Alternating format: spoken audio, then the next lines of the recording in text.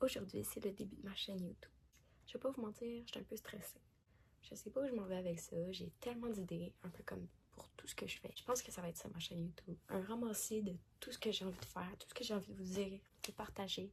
J'ai envie de faire connaître des entreprises d'ici, des entreprises qui travaillent fort, des entreprises qui font une différence. J'ai envie de vous parler d'organismes, mais j'ai envie aussi de vous parler de certaines choses du quotidien, de certains sujets, de répondre à vos questions. Donc, ma chaîne, ça va être un peu tout ça. Peut-être que c'est pas clair pour vous pour l'instant, ça l'est pas plus pour moi, mais on va se lancer là-dedans puis on va voir où ça nous amène. Aujourd'hui, ça va être une petite vidéo relax où je vous parle de c'est quoi S'Explorer. J'ai fondé S'Explorer en octobre 2025, ça fait quelques mois que je suis en marche. Mon idée se base sur le fait que quand moi-même je voulais faire la thérapie, je trouvais ça confrontant. Je suis une personne qui a fait énormément d'anxiété sociale dans ma vie et parler de ses problèmes à une personne face à face, surtout au niveau de sexualité, c'est pas toujours facile. Il y a cette espèce de peur du jugement-là, cette crainte d'être jugé, de voir dans l'autre un jugement. Puis, pour avoir fait mes études en sexo, je sais que les personnes ne vont pas juger, mais je sentais que j'avais besoin de cette séparation-là. Et c'est ce que je mets en valeur dans ma propre pratique. J'offre pour l'instant 2 façons de recevoir de l'accompagnement sexologique. La première, c'est par texto, en synchrone, par rendez-vous. Et encore une fois, je vous vois pas le visage, je vous vois pas l'expression.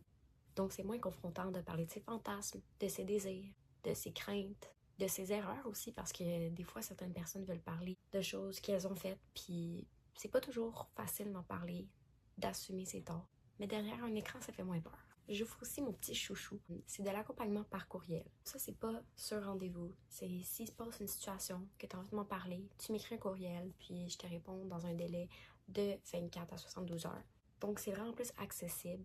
T'as pas besoin de sortir 1 heure par semaine dans ton horaire. C'est un service qui est là quand t'en as besoin et qui, encore une fois, te permet cette espèce d'anonymat, d'intimité. Moi, je trouve ça tellement plus facile de parler de moi-même, de mes difficultés quand je suis dans mon lit, quand je suis dans mes affaires, dans mon pyjama, que j'ai pas à m'habiller, à me demander comment un thérapeute va réagir, si je suis assez bien habillée, si j'ai l'air de pas prendre soin de moi.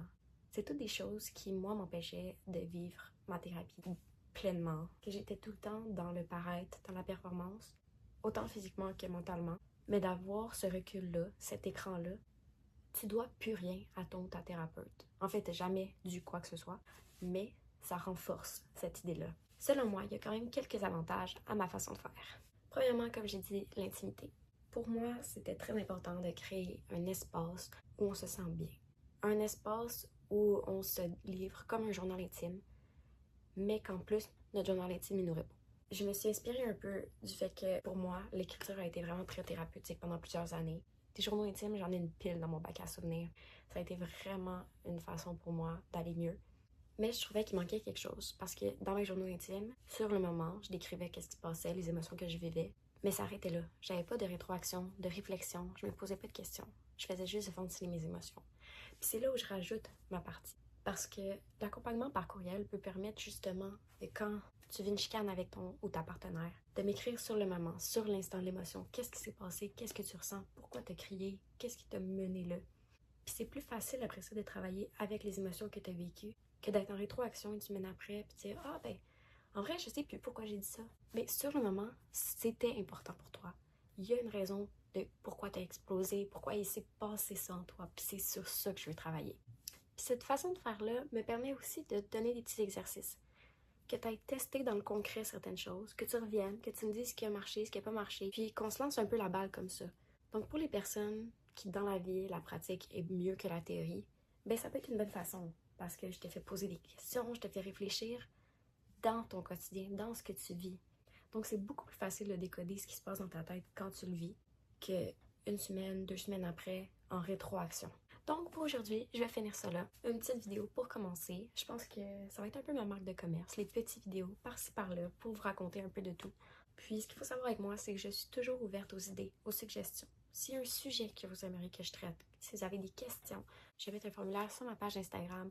Vous allez pouvoir poser vos questions, dire quel type de vidéo vous voulez. Pour moi, S'Explorer, oui, c'est mon entreprise, mais je veux créer quelque chose dans la communauté. Je veux créer quelque chose qui vaut la peine, qui sert, qui donne envie. Donc je vous dis à bientôt pour une prochaine vidéo.